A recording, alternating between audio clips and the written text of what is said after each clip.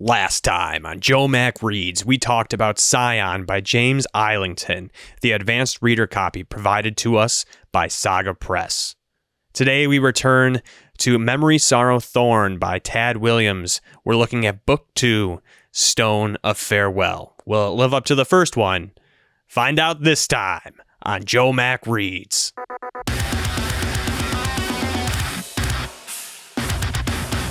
Oh, hey. I'm JoeMac, and welcome back to the channel.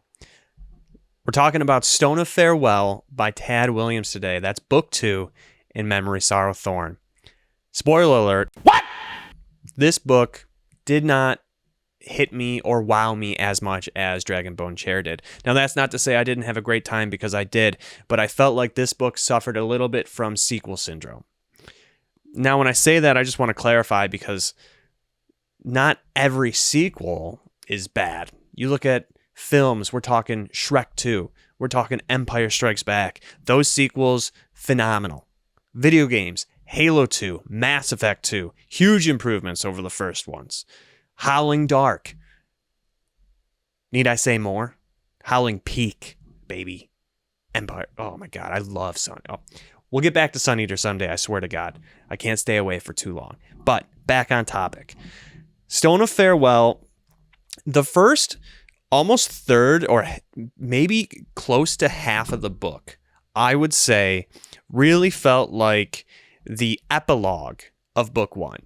There wasn't a time jump.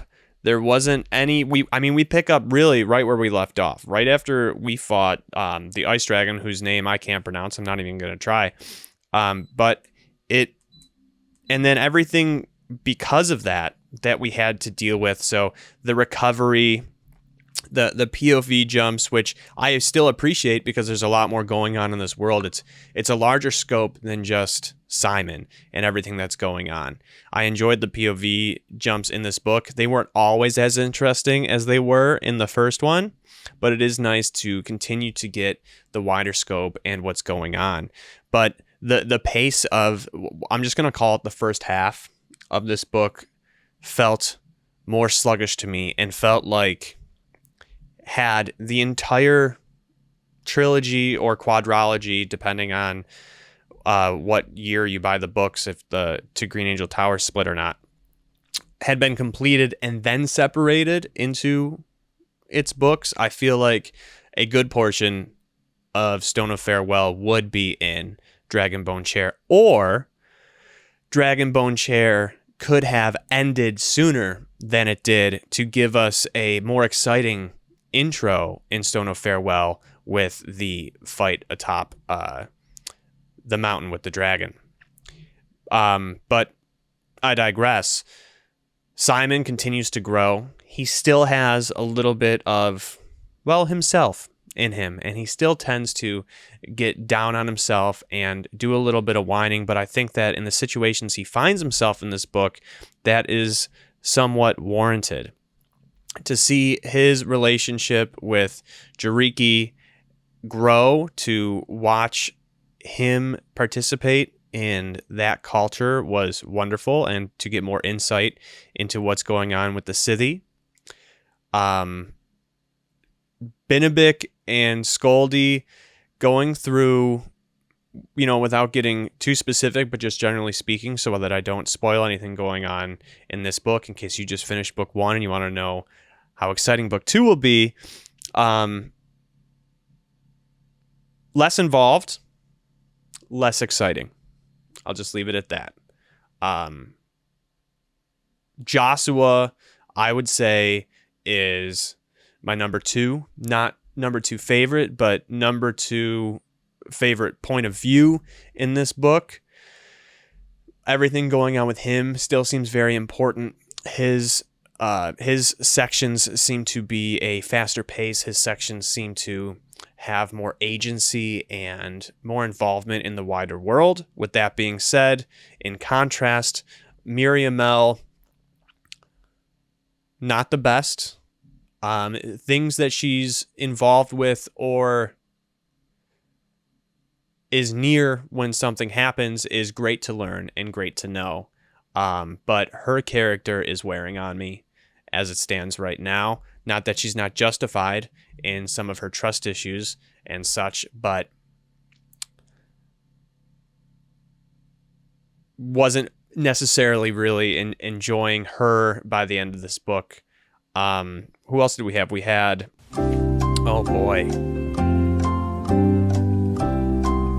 we had a new Fae race introduced, and that was very exciting. It's right around a little bit past the halfway mark, maybe, but before 2/3, maybe around the 3/4 mark, where we start to really get into some deeper lore with what's going on in the background, where these swords are from, how to track them, and their importance in the great overall story. And this, I think that this book, and we'll see when we get to Green Angel to Green Angel Tower, but I think that the ending of Stone of Farewell, that last half of the book, especially the last, I would go so far as to say the last third of the book, was killer.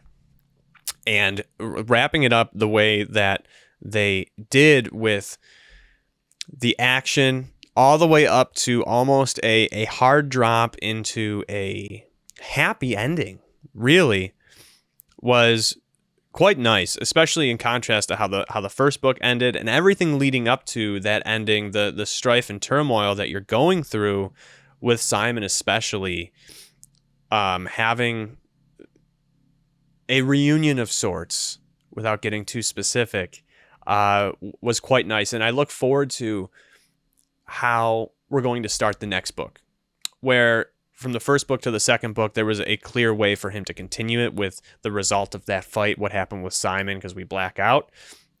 Into the next book, because there is a party going on. I don't expect, I could be surprised, but I don't expect the next book to pick up in the party per se. I do expect some time to have passed, and we'll see. This is my first foray into Tad Williams. I don't know if he is a time jump kind of guy, or if we're just going to pick up right where we left off.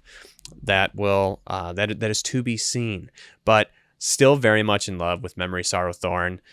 This is definitely up there with one of my favorite fantasy series of all time. I'm just enjoying myself so very much, and I'm so sad that it took me this long to get to it, because I know there's the second series, Last King of Austin Ard. There's the Splintered Sun, which is like a prequel duology that's coming up. Very happy to be involved. Very happy to be here with these books. Very much looking forward to the last one, and for the entire series to see where it lands in my favorites for fantasy will really depend on how Tad wraps this up. Endings are quite important to me.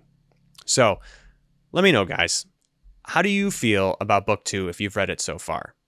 How did it compare to the Dragonbone Chair? Are you about to start Stone of Farewell, or have you just finished? Have you read the whole series, and do my opinions line up with yours, or am I off my rocker? Let me know. Get in those comments. Love you. Bye.